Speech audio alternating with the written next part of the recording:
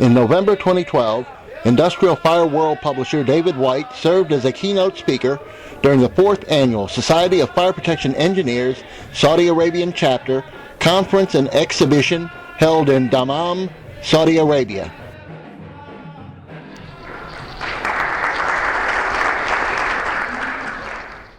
Well, good morning, everyone. It's always a pleasure to have the opportunity to come over to Saudi Arabia and in the Middle East and meet with some friends from past times, and also to meet new friends. The thing that we are here for today is we are going to try to enlighten people that the mega storage tanks that we're building in the world today are not anything like the tanks of the past. Tanks evolved from some very crude things, and such as right here is some wooden tanks, and I think most of you have finally gotten rid of those, isn't that right? Then we got steel tanks, and they were small. Maybe 10 meters was a big tank. Fire protection, I don't know if we had any then that would put it out, but we had a lot of tank fires, from lightning, welding, stupid things. But we had tank fires, and those of us in the firefighting business, we had a lot of experience. One of the challenges that you have today is that I have a saying out there, the good news is we're not having very many tank fires. But the bad news is we're not having very many tank fires. Because if we're not having fires, you're not getting any experience on how to handle a fire. So what's happened here is the evolution of firefighting equipment has not kept pace in the last few years with the challenge of how big the tanks are, how much product they have, and what the consequences can be. I remember when a tank that was 30 meters was a big tank. Lightning would catch it on fire, we'd go to the scene, we would do what I call sell a lot of foam, and the fire would burn to the ground. Then a guy by the name of Les Williams designed the self-educting firefighting nozzle, and from there he had a 2,000 gallon a minute nozzle. Prior to that, 500 gallons a minute, or what is that, 20,000 liters, was the biggest equipment we had. He developed a 8,000 gallon liter nozzle, and then he's up to, what is it, 15, 30, 60,000 liter nozzle. But the problem is, some of this equipment has not kept pace with the size of the tanks. When I see that we had tanks at one time that required 10, 15,000 gallon a minute application rate, and somebody out there that's an engineer, and it's probably some of you, decided that we could build tanks cheaper if we built them bigger.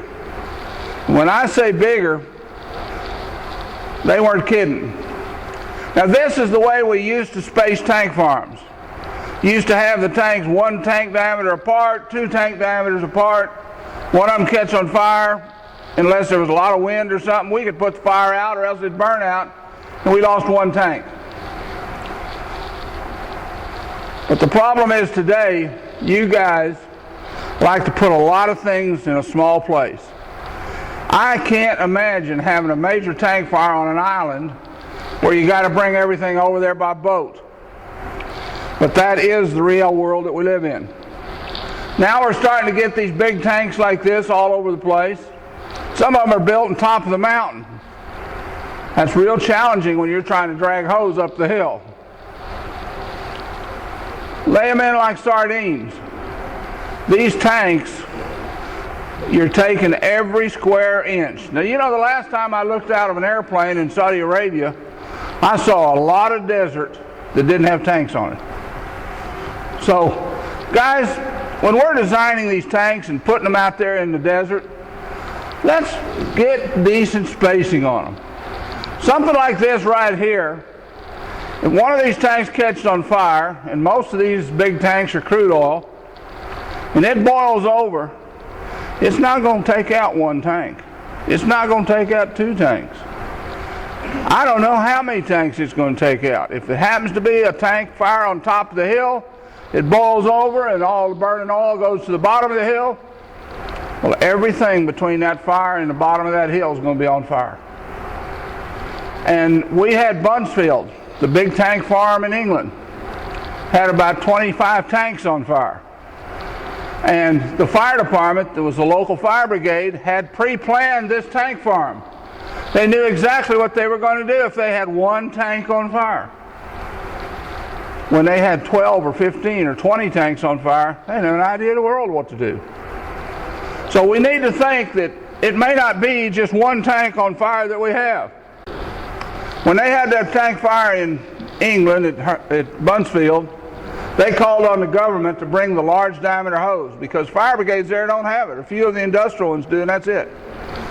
They laid this hose down this street and around this roundabout, and they had six-inch fire hoses or lines, and they had all the water supply in the world you needed. So you say, what's the problem with that? It took 3 days to lay the hose.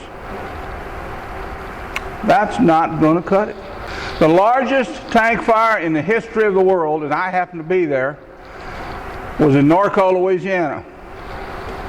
That was a 270 foot, which is about a 100-meter tank, caught on fire from lightning, and it burned about a third of the product away before it was extinguished.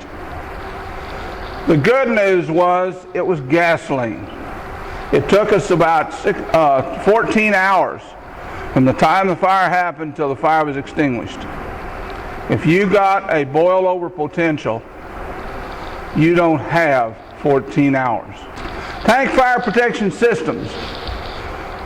We got the best foams that we've ever had. We got the best systems we've ever had.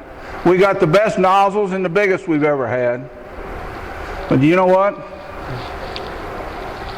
I don't know that they're big enough for what the challenge is. Just think about this.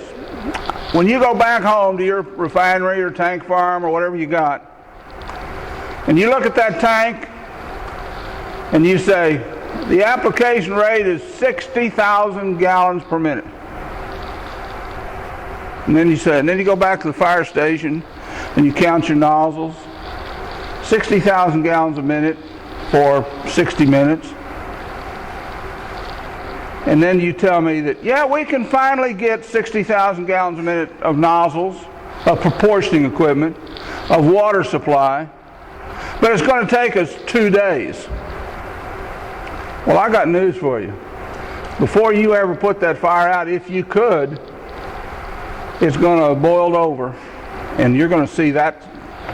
When you see what a boil over does, I want you people to go back to your fire station and say, we need to look into this.